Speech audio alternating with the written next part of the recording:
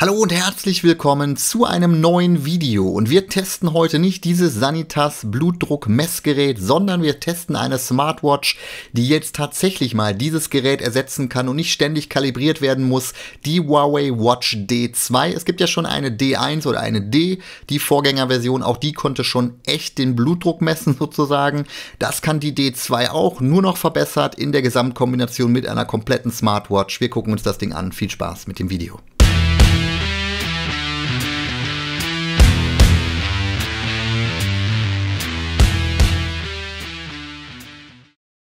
Ja, ich habe es gerade eben schon gesagt, die Watch D2 ist nicht die erste Blutdruck-Mess-Smartwatch, wie auch immer man das nennt, von Huawei, sondern es ist schon die zweite Generation, sprich man hat aus der ersten Generation gelernt und hat alles mit reingepackt in die neue Generation, um dann jetzt auch hier nochmal Verbesserungen mit reinzubringen. Und am Ende ist es eine Kombination aus einem Blutdruck-Messgerät und einer Smartwatch und das ist halt das Coole, was es vielleicht für die meisten von euch interessant machen könnte. Gilt sowohl unter Android als auch unter iOS. Also ihr könnt das Betriebssystem unabhängig verwenden, das Gerät.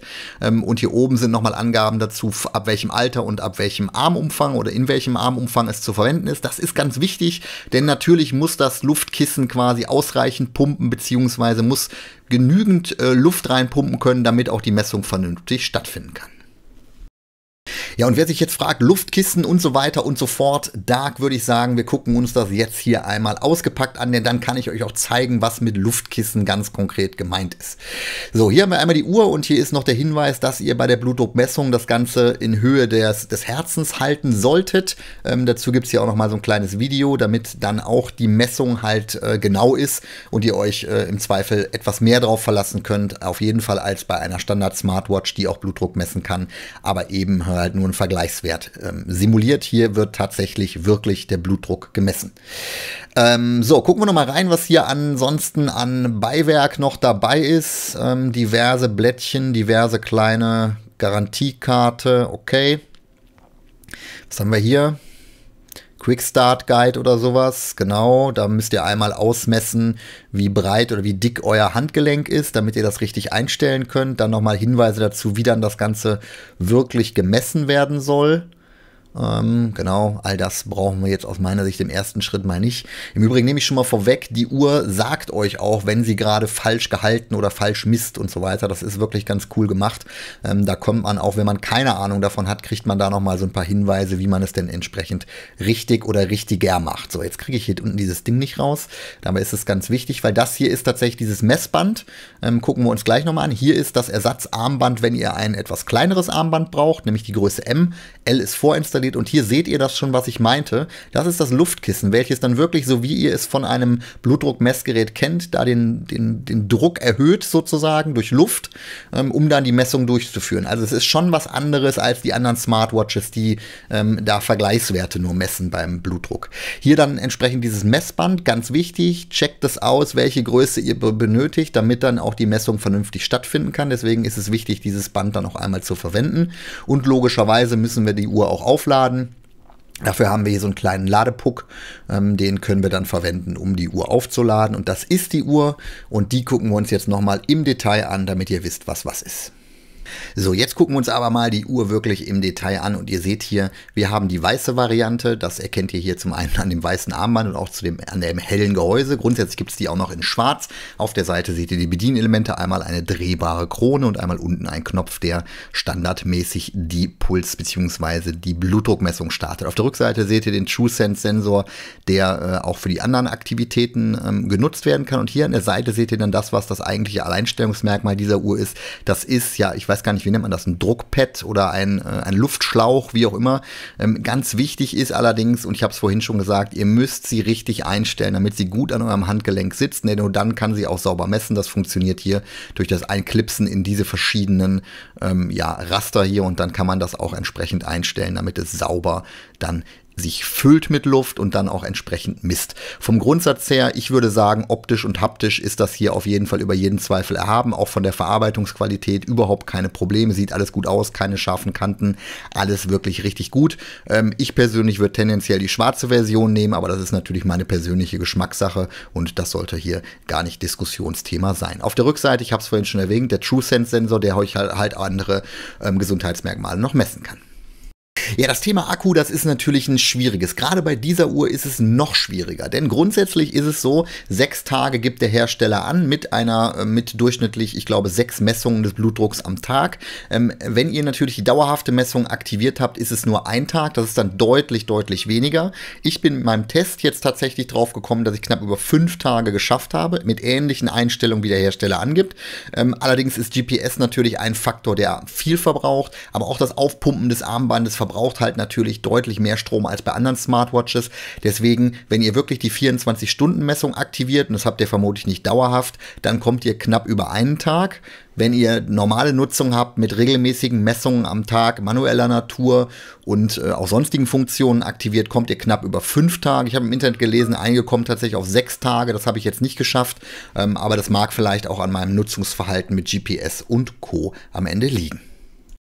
Ja, neben der Funktionalität, dass sie ja klassische Blutdruckmessungsuhr ist, wenn man so will, gibt es natürlich auch eine normale Smartwatch-Funktionalität und die entspricht in weiten Teilen dem, was ihr schon von der Huawei Watch GT5 gesehen habt. Also sprich mit allen Vor- und Nachteilen, ihr könnt in Europa nicht bezahlen, ihr habt dafür eine umfangreiche Anzahl von Trainingsfunktionalitäten sozusagen, wenn ihr da reingeht, entspricht das dem, was man so erwarten dürfte. Ein paar Dinge fehlen zwar bei den Einstellungen, aber es gibt auch eine ganze Menge. Ihr könnt auch individuell einstellen und so weiter und so fort. Die Erweiterbarkeit bei den Apps entspricht auch dem, was wir bei der GT5 schon gesehen haben. Also sprich, es gibt einige Apps, aber nicht einen unbegrenzten Play Store, sage ich jetzt mal.